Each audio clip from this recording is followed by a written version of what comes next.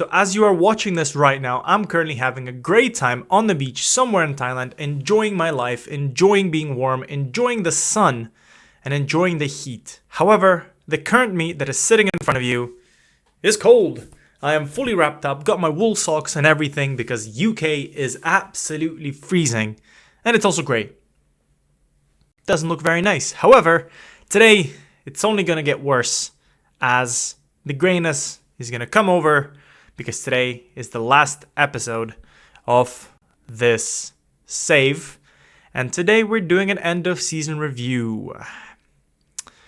And probably when I'm back from holiday, I'm going to do a proper serious review and look through everything that I have and be extremely sad about it. But yeah, let's roll the intro.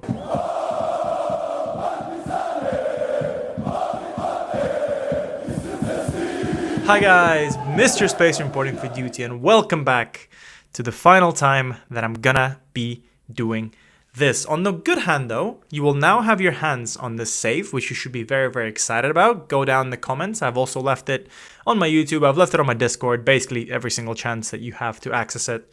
You should be able to have it. If I don't, feel free to comment and call me a fraud because I absolutely deserve that. But depending on when I decide to edit this video, because obviously I'm recording before I leave because, you know, I'm not going to have a beautiful of a setup over there. But who knows when this is going to come out and who knows how my life is going to be over there. Hopefully very nice and sunny. But anyways, we are here after... What happened last episode? Don't remember. Did something interesting happen last episode? You know, before we get into all the melancholy, I'm trying to remember what happened in the previous episode.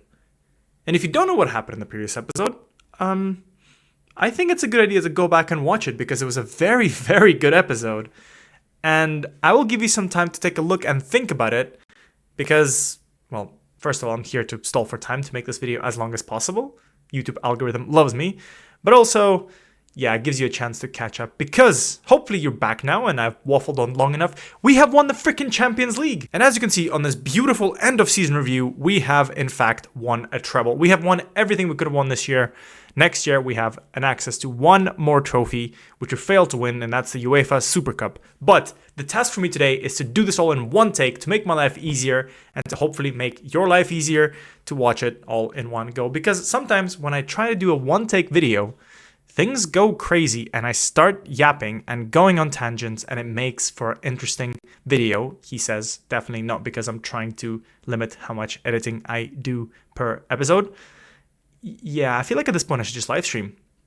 What do you think? Anyways, we have won 3 trophies. Of course, we have won the Serbian Super League. Of course, we won the Champions League.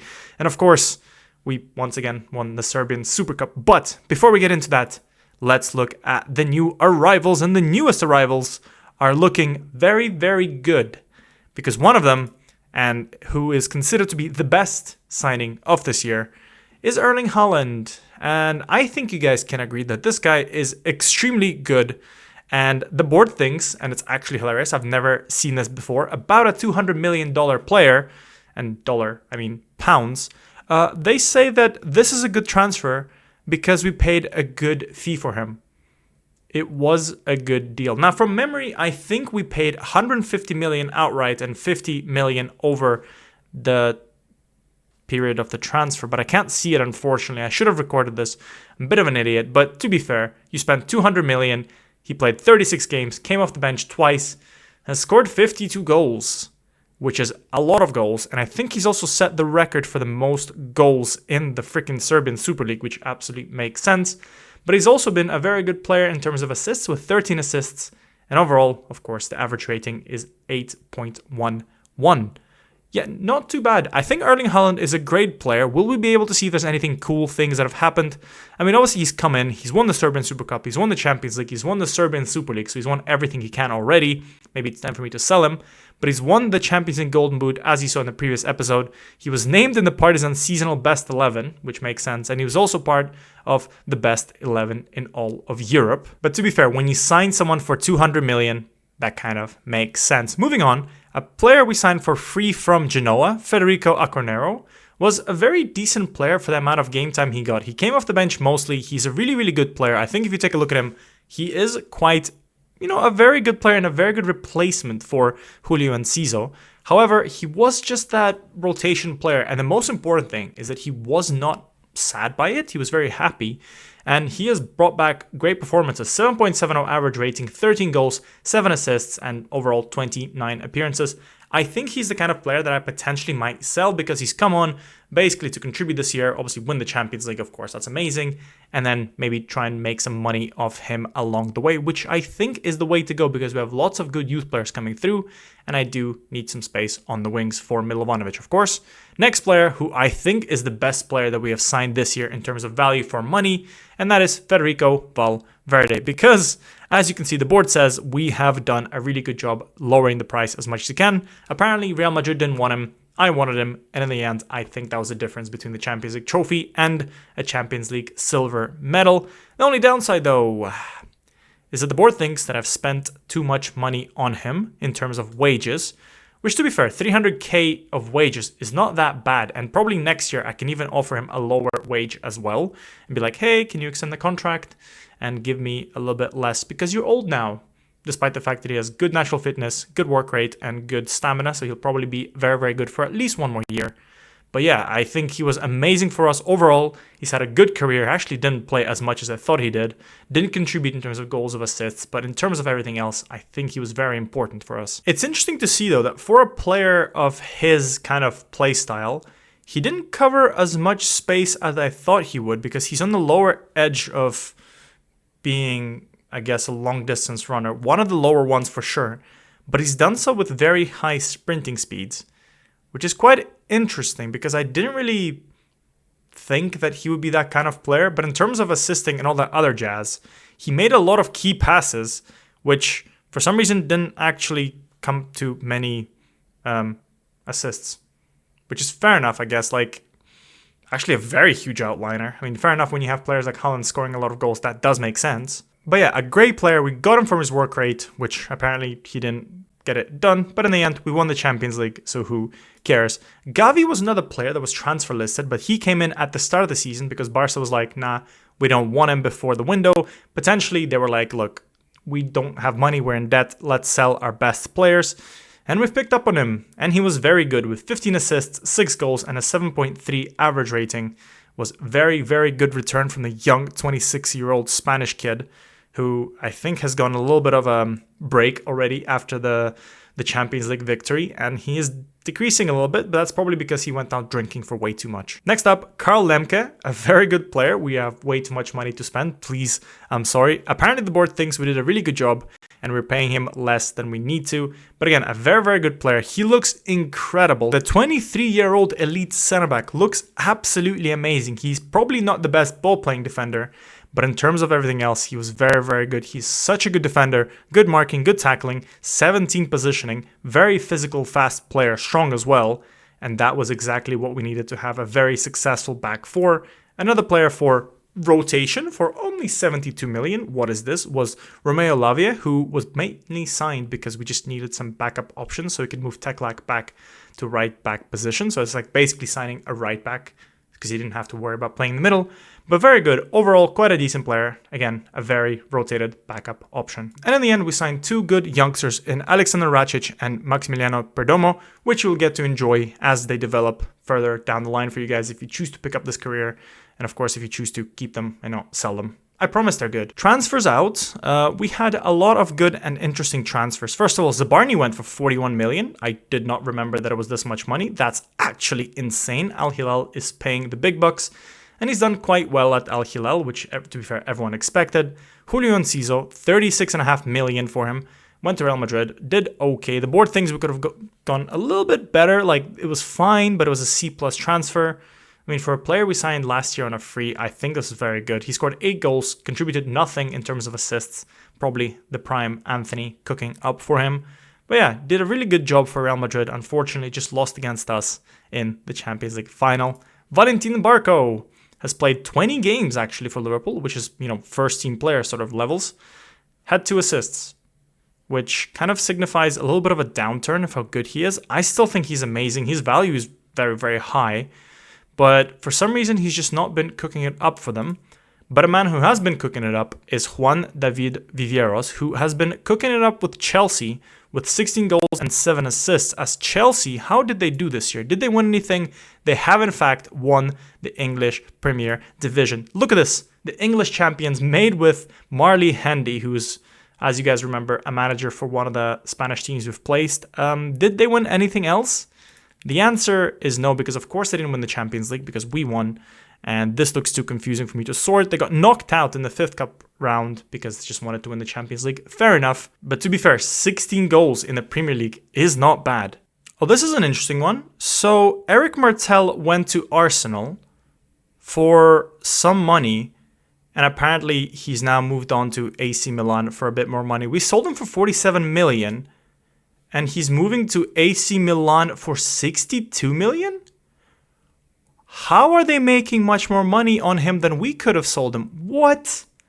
This is a genius transfer move by Arsenal. I respect that. But Eric Martel, as you remember, GigaChat himself has been cooking it up for us.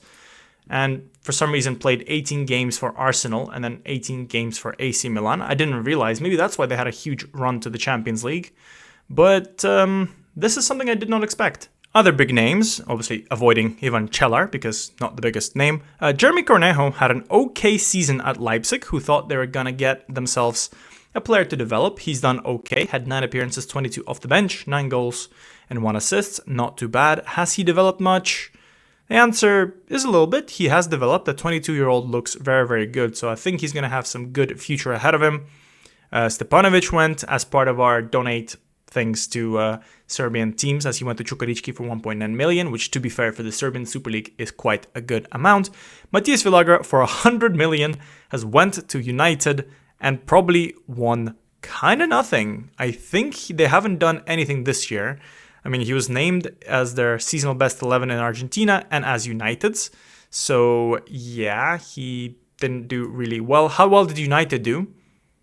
7th, sounds about right. Lunin left, played a lot of games for Rennes. Kojic left for 1.6 million. Anyone else of interest? Perdanovic left to play in Barcelona for, well, 34 million, but he didn't really do much, unfortunately, for them. This one is interesting. Alexander Kalichanin for 32.5 million has done a lot of games for them. He's played lots of games for Atletico Madrid. I don't think he won anything, but he has been included in their best seasonal 11 and overall 11.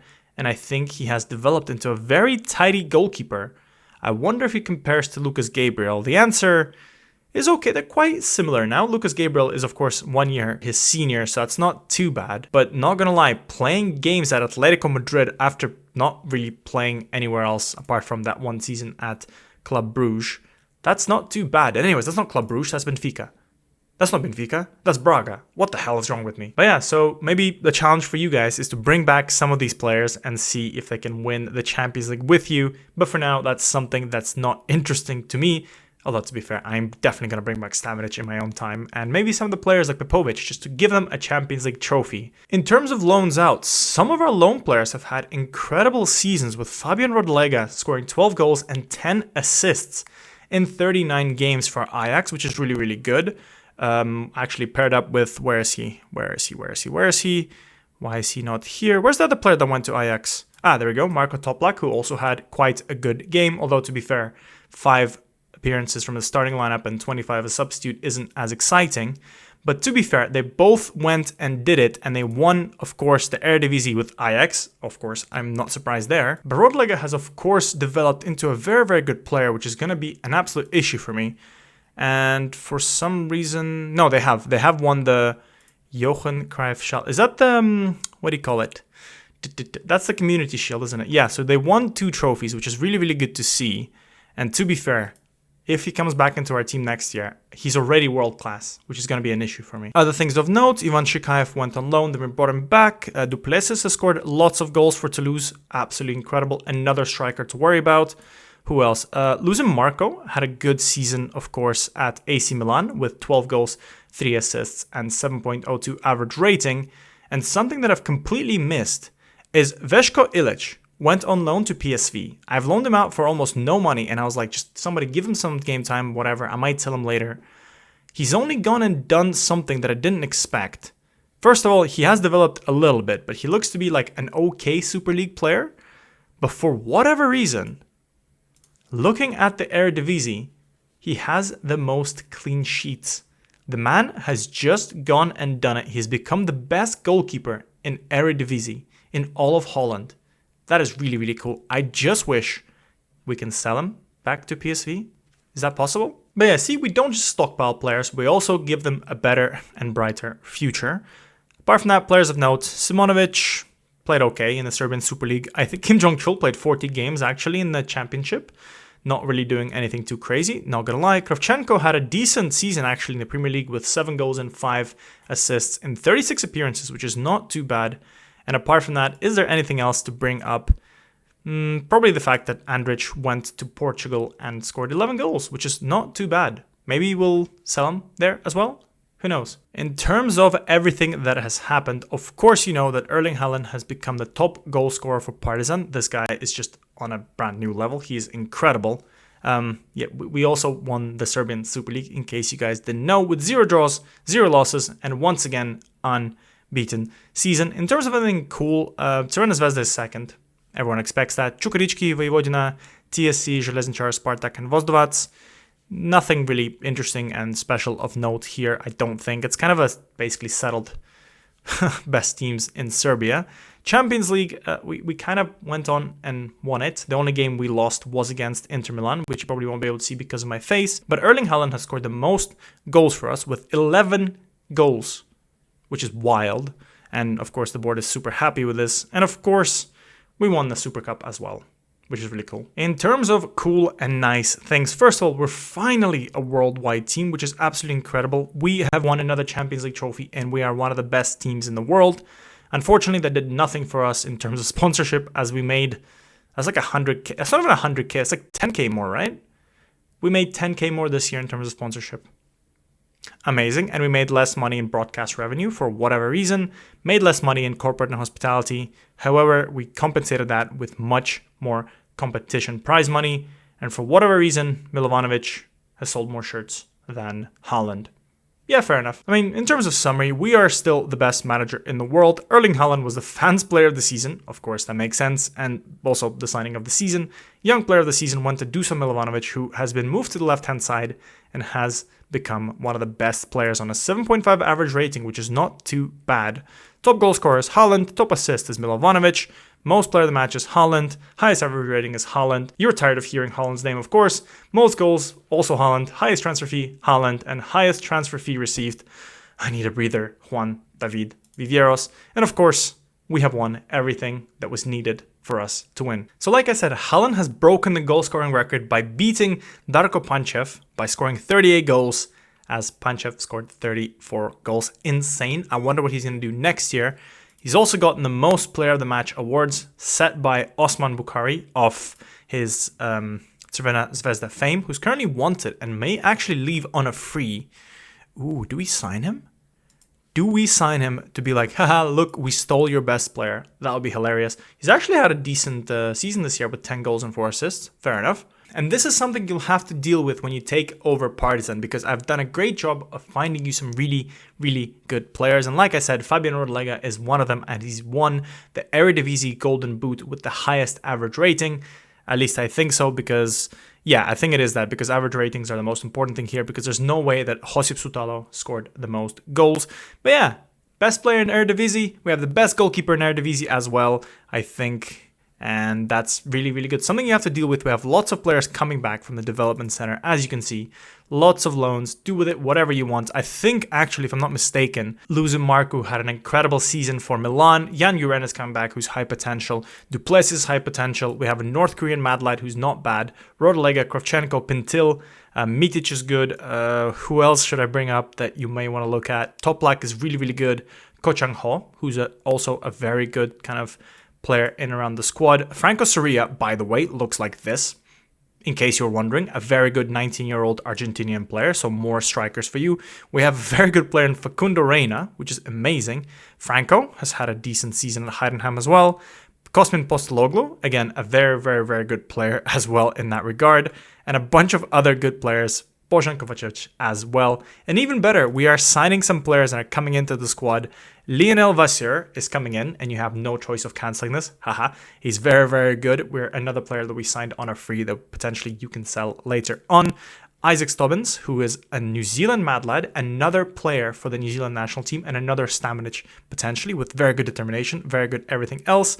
Nayo Nakatani, who looks really, really good as well. Lots of good but high potential players.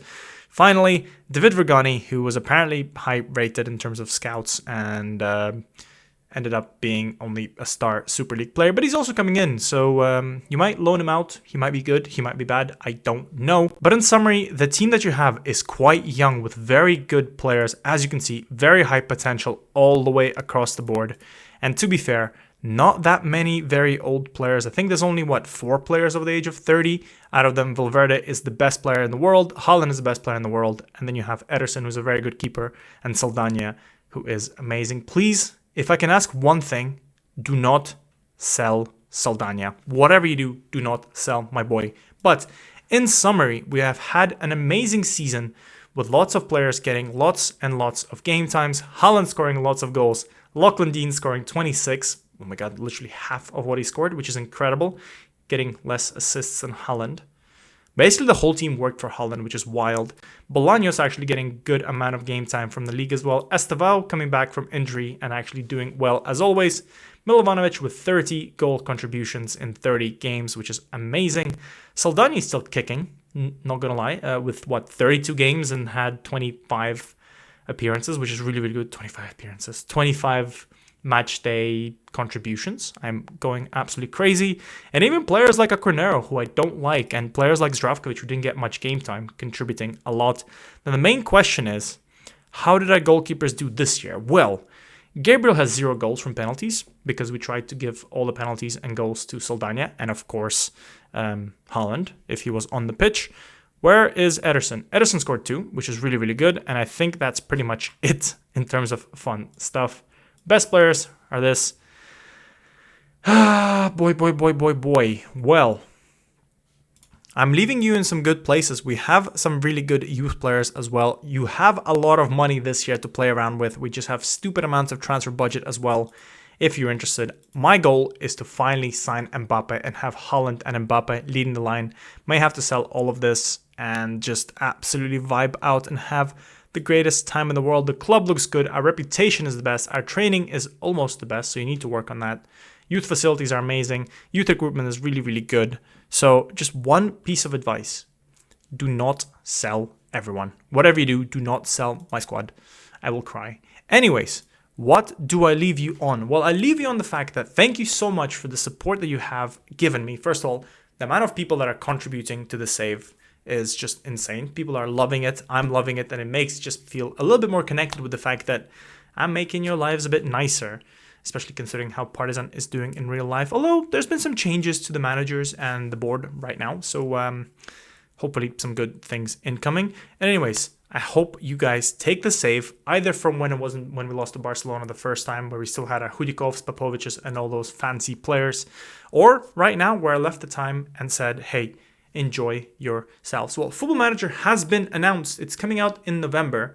So it means when I'm back, I'll probably have, 3 weeks to do something. So I might do some cool things like 10 to 15 years in the future. Hopefully, I want to do a comparison with 10 to 15 years in the future when I'm managing them and 10 to 15 years when I'm not. And I want to see the big difference, like how many champions are going to win, how many they win, how many players we sell. Everyone. Basically, that's what's going to happen. They're going to sell everyone if I'm not managing them.